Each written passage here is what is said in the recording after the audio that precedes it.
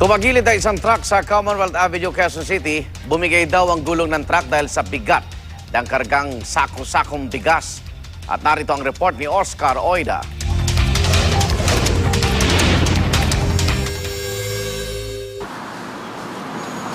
Ilang saglit din nagpagewang-gewang bago tuluyang tumagilid ang truck na ito na may kargang kaban-kabang bigas sa bahagi ito ng Commonwealth Avenue, Quezon City.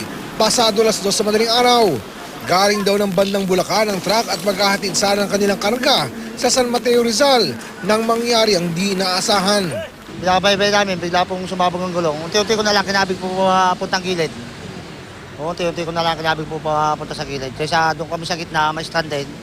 Unti-unti ko na lang po kinabig. Pero okay naman po yung mga kasama ko. Paano ba naman di bibigay ang gulong? Ayon mismo sa driver nito, sobra sa tinatawag na maximum capacity weight ang karga-karga nila. Tama ba yung karga nyo? Lampas po ng bagya lang, bagyang-bagya lang. Mga 10 kamans lang. Pinapayagan ba yung ganon? Yun po dati po kami kinakarga na eh. Dahil ang pangalawa kong biyahe na po yan eh. Buti na lamang at walang nasaktan sa insidente.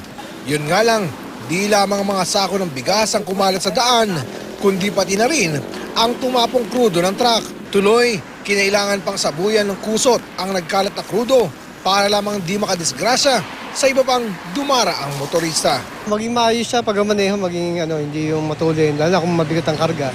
Ito ang balita sa Quezon City. Oscar Oida, reporting.